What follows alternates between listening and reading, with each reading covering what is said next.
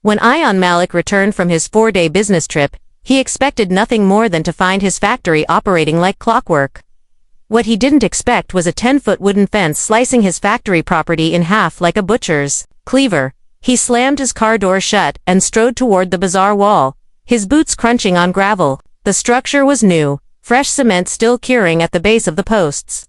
It ran directly across his shipping bay and ended awkwardly beside one of his large generator sheds. The fencing didn't follow any logical property line, natural barrier, or zoning border. But what made his blood boil was that it cut off his shipping dock, disabling the core of his factory's daily operations. "What the hell is this?" he muttered under his breath. A rustling behind the fence caught his attention. Out stepped Karen Whitmore, HOA, president of the nearby Ridgeview Hills suburban community, and a longtime thorn in his side. With her stiff blonde bob, oversized sunglasses, and clipboard like a badge of honor, she smiled like a cat who had already eaten the canary. "Oh, Ion. Good, you're back," she said, like they were discussing neighborhood bake sales. "Karen, what is this?" he asked, gesturing at the fence. "Oh, just a boundary correction," she replied nonchalantly. "The HOA recently commissioned a land review. Turns out, part of your industrial lot here was accidentally built on Ridgeview Hills Greenbelt territory. We're just restoring the correct lines." Ion blinked. "You built a fence through my land," she scoffed. "Our land, the corrected maps prove it. You can file a dispute of course, but in the meantime, the fence stays." He stepped closer. "Karen, my factory has been operating here legally for 8 years. I have permits, zoning, clearances, property tax receipts, and I have new survey documents," she interrupted smugly, tapping her clipboard. "The HOA has determined that this portion of land has always been part of the community's expansion zone. Frankly, your noisy operation never belonged here in the first place. You're insane. Tell it to the city planner," she replied. "Oh, and I'd be careful about moving that fence. Tampering with HOA property can lead to fines." She turned and strutted away, leaving Ion standing there in stunned silence. No official notice, no hearing, no warning. Just a massive unauthorized wall through his property, and an arrogant woman daring him to react. But Ion didn't shout.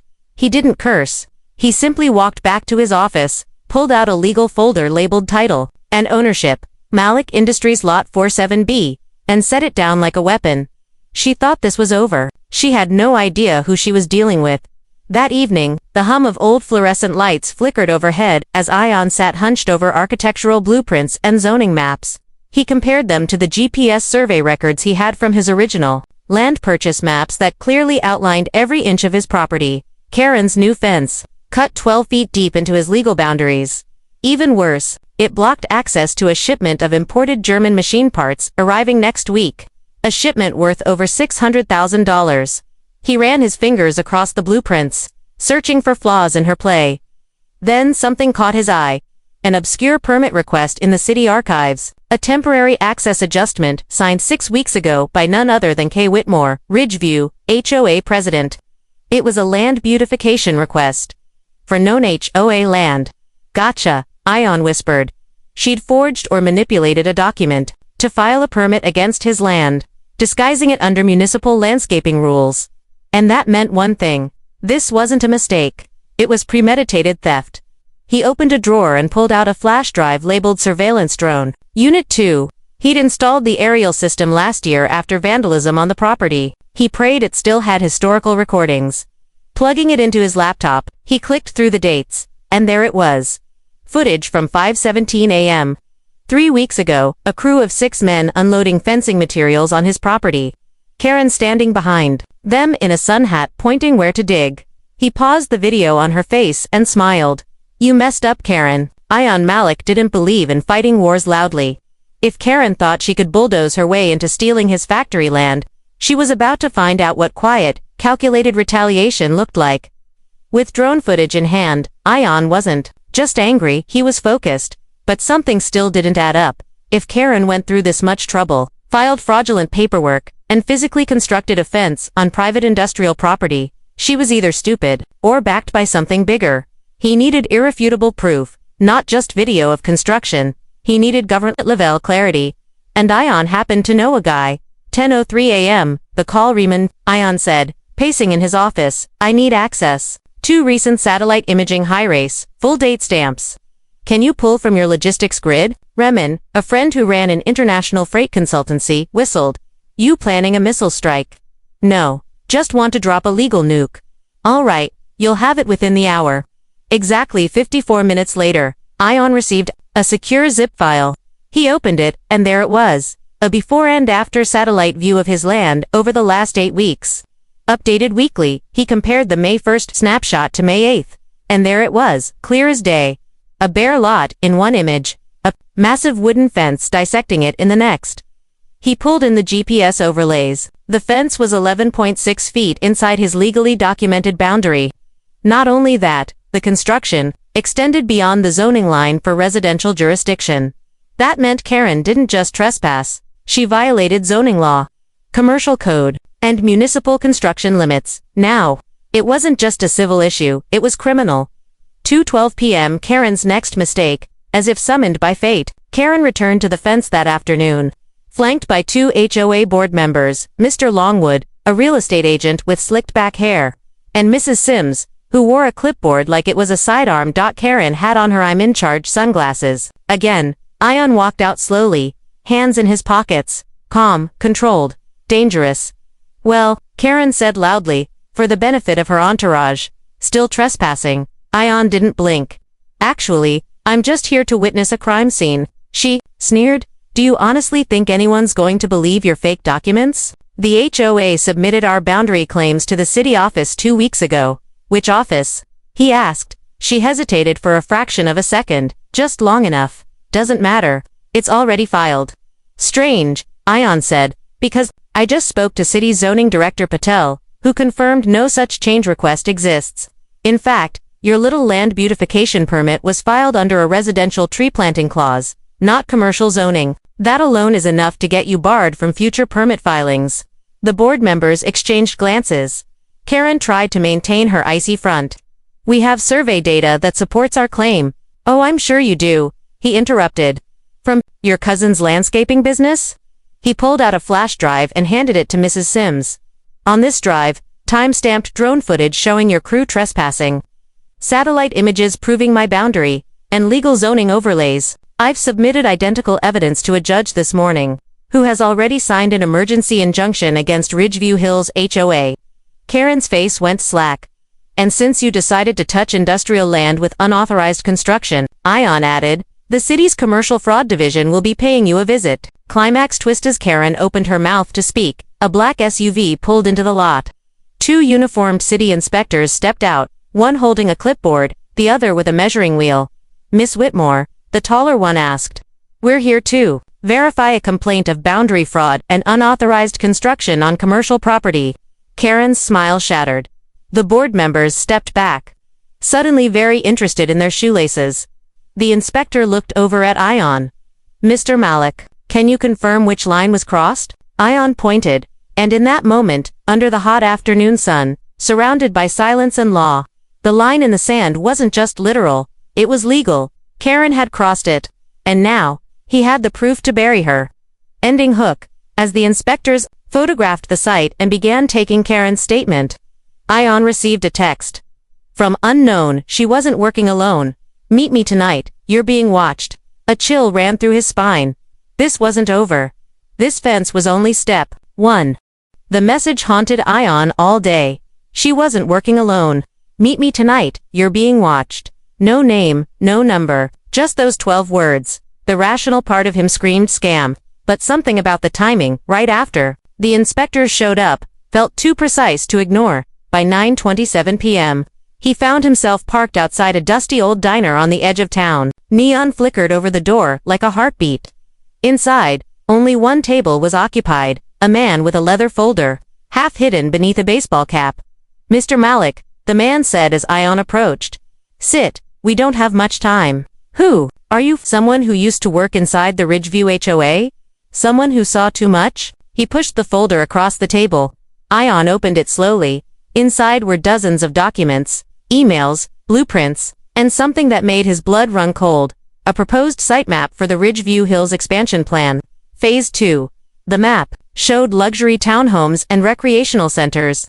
built directly on top of Ion's factory land. "You're not dealing with Karen alone," the man said. "She's the face, the loudmouth, but behind her is a group of investors and developers who are quietly swallowing property near Ridgeview. Your factory is just the biggest prize." Ion clenched his jaw. "Why mine?" "Because you're not part of the HOA, you're surrounded by their boundary. And you're sitting on the only stretch of industrial land left that hasn't been converted to residential. If they absorb your factory, they can push a rezoning motion through council." And then he tapped the map. A shopping complex goes up. Multi-million-dollar deal. And the fence. A test. They wanted to see how fast you'd react. Whether you'd sue or roll over. Karen was supposed to draw fire. If it worked, they'd buy you out at a loss. If not, they planned to bleed you with legal action and cut your supply routes with fake permits. Ion leaned back, stunned. "You're telling me there's an actual conspiracy? It's not just you," the man interrupted. 2 other businesses have already gone under this year. One bakery mysteriously had 4 fire code violations overnight. Another guy found a water main rerouted under his foundation. Ion's breath quickened. This wasn't petty HOA drama anymore. This was corporate land theft disguised as neighborhood policy. The man stood. "They know you're fighting back now. They'll escalate. Watch your employees. Watch your mail. Don't trust anyone from Ridgeview." He vanished out the back door without another word. The next morning, Ion arrived at the factory to find his front gate chained shut, with a city condemnation notice nailed to the steel. Condiment Health Code violation. Section 7.3. Facility unfit for operation. His staff stood outside in confusion. None of them had been informed. No warnings. No prior inspections. He tore the notice off and stormed back to his office. 2 calls later, he found the origin. A complaint submitted to the city's health department from an anonymous resident in Ridgeview Hills. He didn't need a name, it had Karen written all over it. Climax twist at noon, a silver Mercedes pulled into his lot. Out stepped Benjamin Rowe, a polished man in a navy suit and HOA badge pinned neatly to his lapel. "Ion Malik," Rowe said smoothly. "I'm here on behalf of the Ridgeview Development Board. I hear you've been having some trouble." "I know who you are," Ion growled. "You're the one pulling Karen's strings." Benjamin only smiled. "Let's not be dramatic.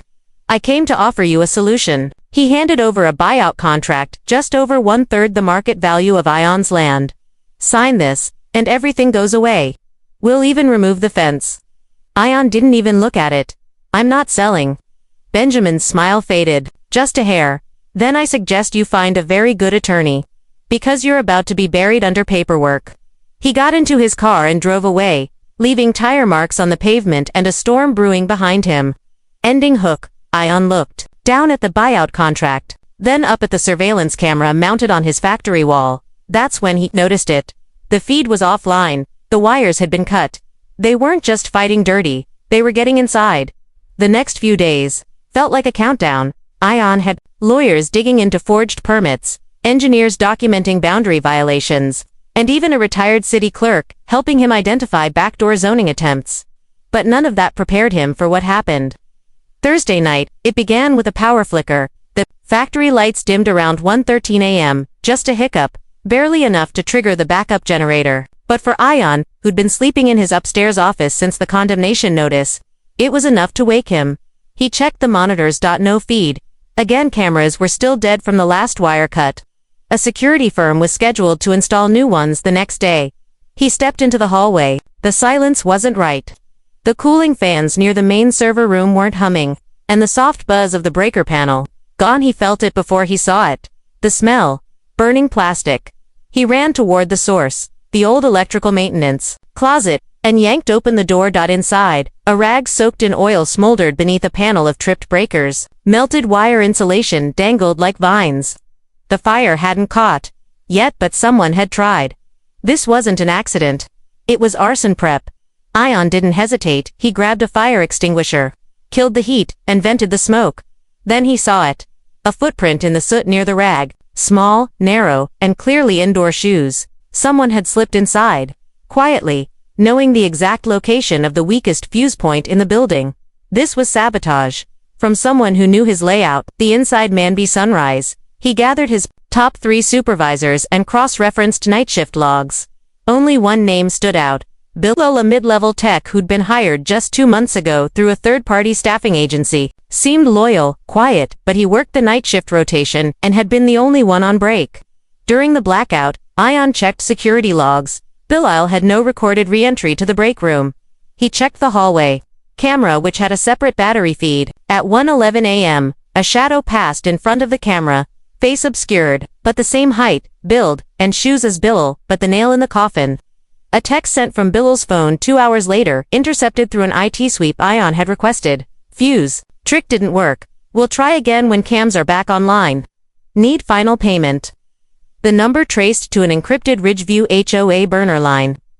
The Trappian didn't call the police. Not yet. Instead, he baited a second strike. He sent out a company-wide email that cameras were still offline and that no private security would be on duty that night, but what he didn't mention was the hidden trail cam wired into the electrical room, now motion-triggered and relaying live video to his phone.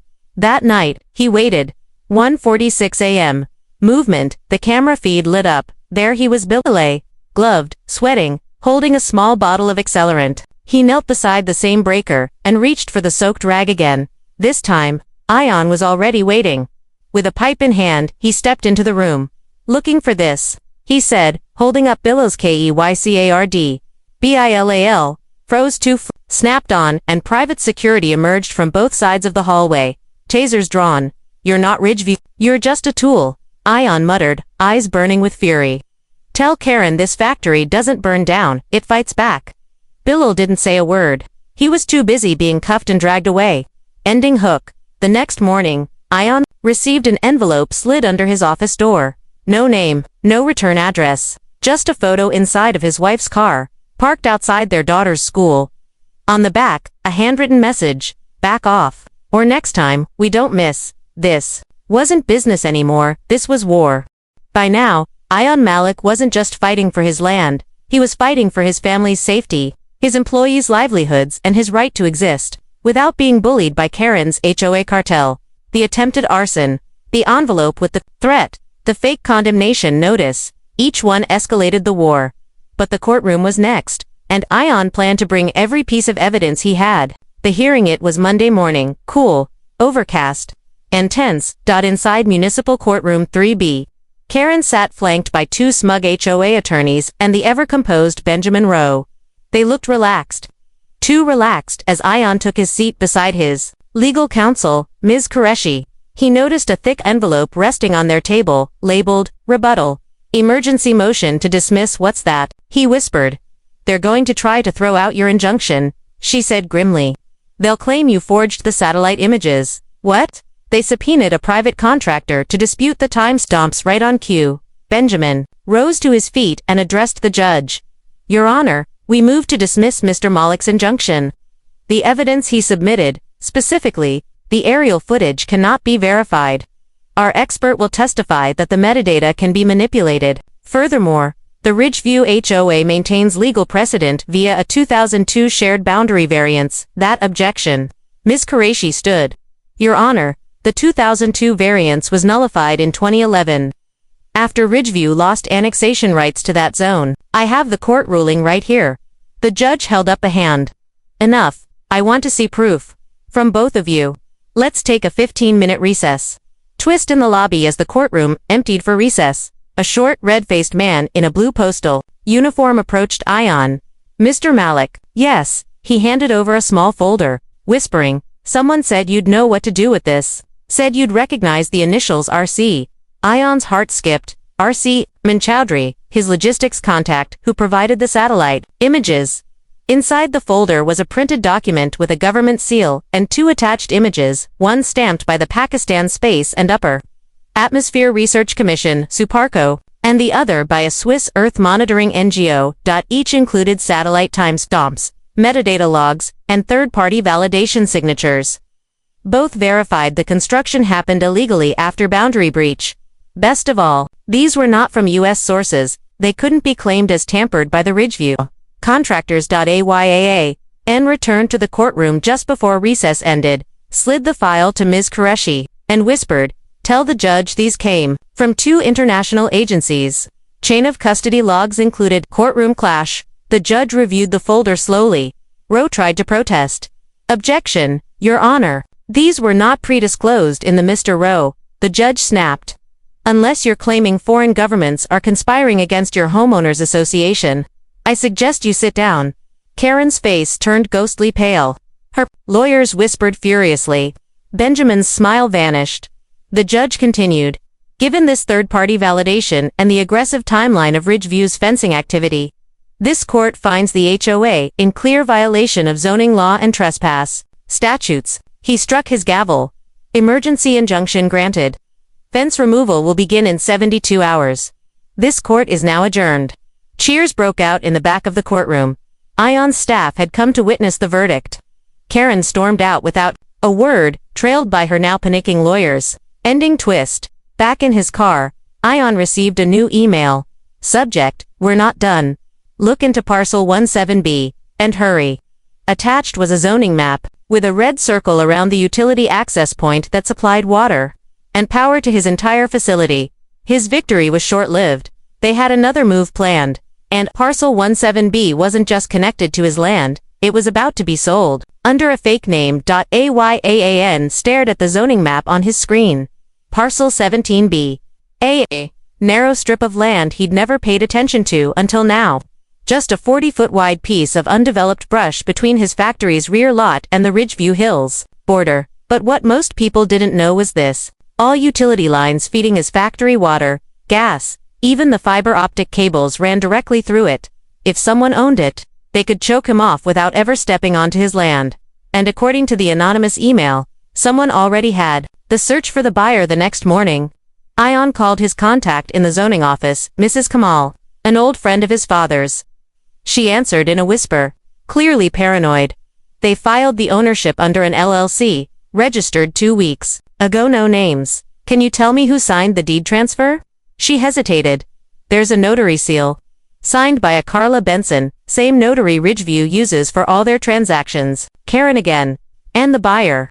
I cross-checked the LLC registration with business license requests. Someone applied for Garden Terrace Management Group, a fake landscaping company. No staff, no equipment, but they're now listed as the sole owners of parcel 17B. Ion's eyes narrowed. He recognized the address on the LLC's filing. It was the same luxury high-rise downtown, where Benjamin Rowe had his corporate office. Connecting the dots, this wasn't just a property trap, it was a utility chokehold, designed to bypass the court's injunction. If Ridgeview couldn't push Ion off through lawsuits or threats, they'd just starve his business. But what they didn't realize? Ion had spent the last 10 years building more than just machines. He'd built connections, and he wasn't afraid to dig. Ion's countermove: within 24 hours, he hired an independent infrastructure engineer and a private investigator. The engineer confirmed it to 100% of his critical utility lines crossed parcel 17B. If the new owners requested service changes or landscaping, the city could shut him down for maintenance compliance. The investigator, meanwhile, tracked down the paper trail linking Garden Terrace Management Group directly to Rowe's real estate shell company, buried under 3 layers of offshore registration, but all pointing back to the same Ridgeview Development Fund. Ion had what he needed. Now it was time to go public. The press conferencian called a press event on his own factory lot. Behind him, workers stood united. Engineers, welders, shipping clerks, all holding signs that read, "We are not Ridgeview's playground, this land was earned. Not stolen." Stop the HOA Mafia. Local news cameras rolled as Ion took the mic. He spoke with quiet fire, revealing documents on screen. The LLC linked to Benjamin Rowe.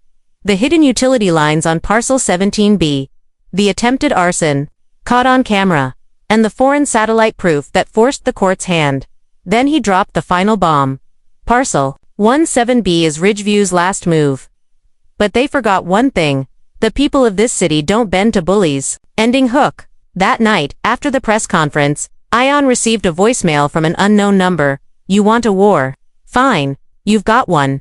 You just made the HOA nervous. Nervous people make dangerous choices." Click don't know name. No callback. But Ion knew that voice. It was Benjamin Rowe. And this time, he wasn't threatening lawsuits. He was promising destruction. After the press conference went viral, things quieted down. Too quiet. Ayaan knew this wasn't peace, it was a calm before the storm.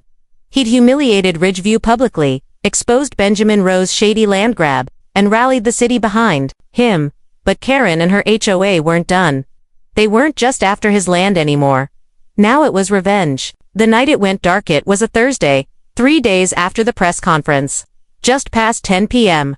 Ion sat in his upstairs office, finalizing the alternative utility hookup plans. Digging his own water line and fiber connection via a neighboring lot legally arranged through a supportive local business. That's when the lights flickered, then total blackout. The generator didn't kick in this time. Ion rushed to the main floor. His phone buzzed. Security network offline.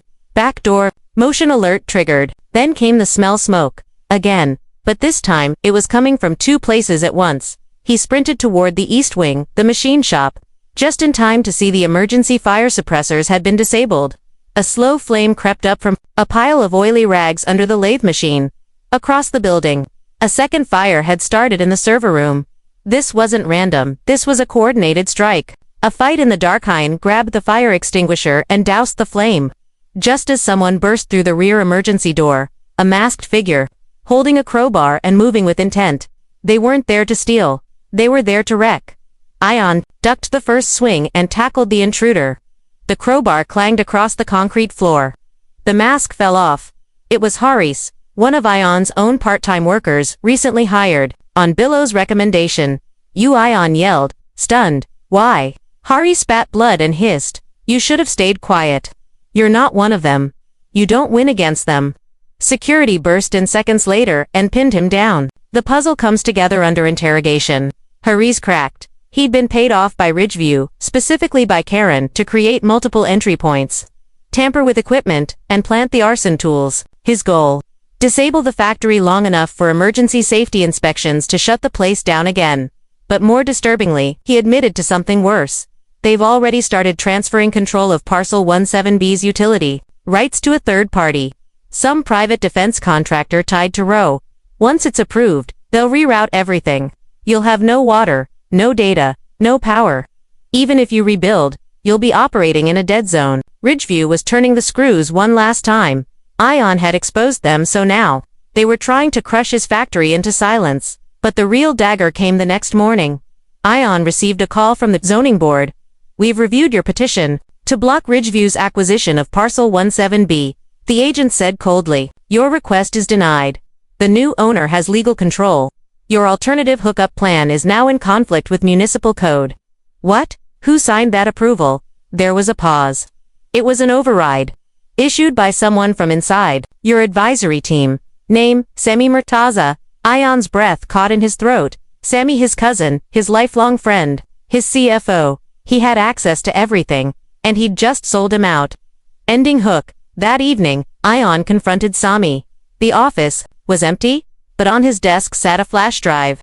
And a note. "I'm sorry, I didn't have a choice, but neither do you anymore." The flash drive contained one file, a recorded conversation between Karen, Benjamin Rowe, and a judge. They weren't just trying to win. They were trying to rewrite the law itself. Ion stared at the flash drive's single audio file, heart pounding. He clicked play. The recording that changed everything. The audio was crackly, but clear enough to hear every voice. "Karen, we've got Parcel 17B under our control. Once the utilities are rerouted, Malik's finished. He can't survive without infrastructure." Benjamin Rowe, and the override. "You said the judge was cooperative." Unknown male voice, deep, firm. "I'll sign off by the end of the week. My nephew's firm gets the demolition contract." That was the deal. Karen. Perfect. Ion Malik can't keep up. His factory will be a parking lot within 2 months. There it was. Clear. Direct corruption involving a judge, Ridgeview, HOA, and corporate kickbacks. And the man who handed it to Ion, his cousin Sami, had betrayed him to get access, and then risked everything to get the truth back to him. Ion's counterstricketh next morning. Ion moved fast. He sent the recording, along with supporting documents, to the City Ethics Committee, the State Bar Association, the press, and, most importantly, an independent federal prosecutor who had once investigated municipal corruption in Ridgeview before. Then, without warning, he walked straight into Ridgeview's monthly HOA meeting, held at a golf club hall packed with smug board members. Karen at the head. Everyone went silent.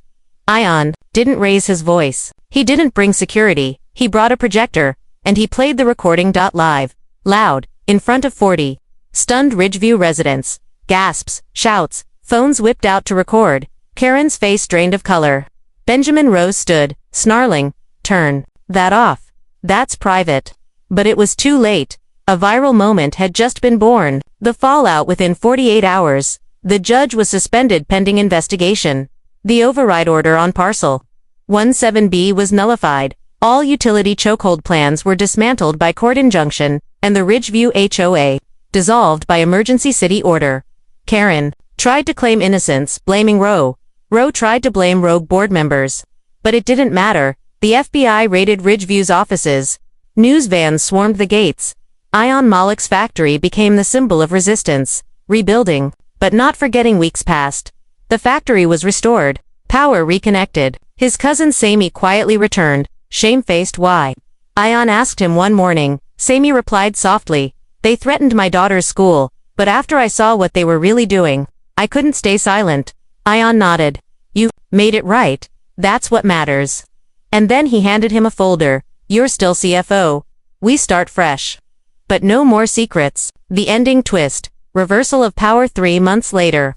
Ion stood in front of a construction site. Parcel 17B, now under his ownership, had been rezoned, not for industrial use, not for profit, for community use. AYAN was building a public tech education center, free for Ridgeview's kids and families.